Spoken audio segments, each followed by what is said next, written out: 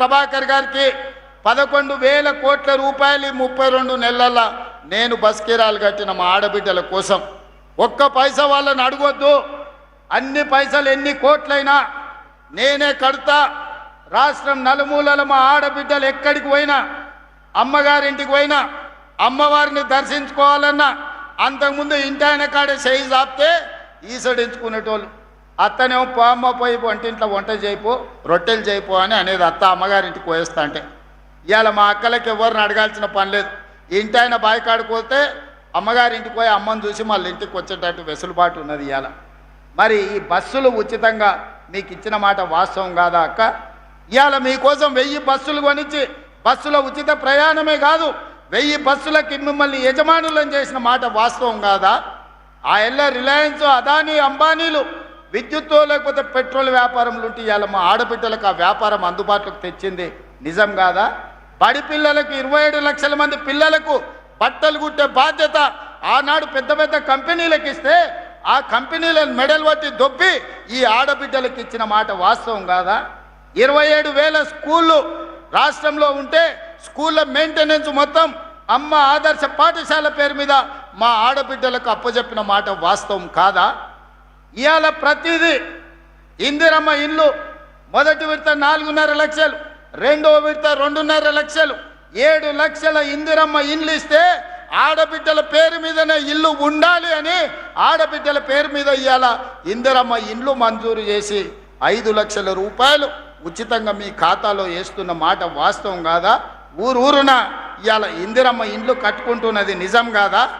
అందుకే ఆయన చెప్పిన, ఇవాళ మళ్ళీ చెప్తున్నా, ఆనాడు ఊరిచ్చిండు, డబల్ బెడ్రూమ్ ఇండ్లు అన్నాడు, డబ్బా కొట్టిండు.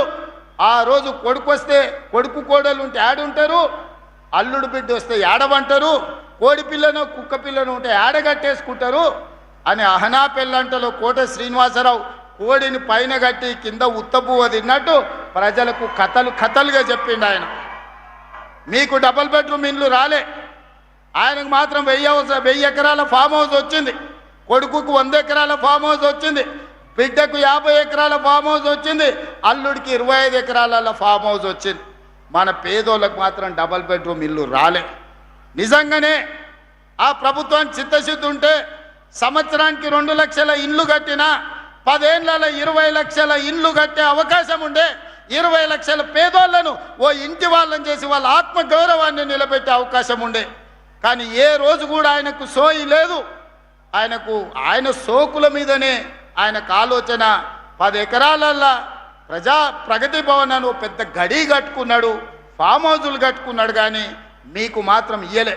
కానీ మీ తమ్ముడు 2 ఏళ్లలో 7 లక్షల ఇండ్లు పేదలకు కట్టించి ఊరూర ఇందిరమ్మ ఇండ్లున్నాయి. అందుకే ఆ రోజు చంద్రశేఖరరావు గారికి సవాల్ విసిరిన, ఏ ఊరిలో నువ్వు డబుల్ బెడ్రూమ్ ఇండ్లు కట్టించినవో ఆ ఊరిలో ఓట్లు నువ్వేపించుకో, ఏ ఊర్లో ఇందిరమ్మ ఇండ్లు నేను కట్టించునో ఆ ఊర్లో నేను ఓట్లు వేయించుకుంటా, నీకు డిపాజిట్ వస్తే చూస్తా అని సవాల్ విసిరిన. ఇవాళ కూడా సవాల్కు కట్టుబడి ఉన్నా. హనుమాన్ల గుడి లేని ఊరు ఉండొచ్చు, నీళ్ళ ట్యాంకు లేని ఊరు ఉండొచ్చు, రోడ్డు లేని ఊరు ఉండొచ్చు, బడి లేని ఊరు ఉండొచ్చు, ఇందిరమ్మ ఇండ్లు లేని ఊరు తెలంగాణ రాష్ట్రంలో లేదు, ఉండదు. ఇవాళ ఇందిరమ్మ ఇండ్లు గ్రామాన అందించినాం. ఇవాళనే 2.5 లక్షల పెన్షన్లు మంజూరు చేసినాం. మా అక్కలందరికీ సూచన చేస్తున్నా, వితంతువులు కానీ, ఒంటరి మహిళలు కానీ, భర్తలు చనిపోయిన వాళ్ళు కానీ ఎవరున్నా అప్లికేషన్ పెట్టుకోండి.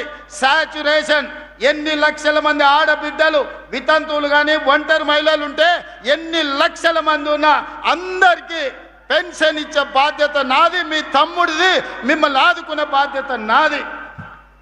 అదేవిధంగా చేనేత కార్మికులు అర్హులైన వాళ్ళందరికీ ఇస్తా, గీత కార్మికులకు అర్హులైన వాళ్ళ అందరికీ ఇస్తా. అదేవిధంగా వివిధ రకాల వ్యాధులు ఉన్న వాళ్ళకు కూడా ఈనాడు పెన్షన్ ఇవ్వాలని మన ప్రభుత్వం నిర్ణయం తీసుకున్నది.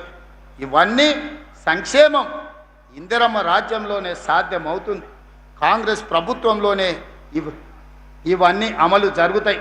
అందుకే మిత్రులారా, ఇందిరమ్మ రాజ్యం అంటేనే మహిళా ప్రభుత్వం. సోనియమ్మ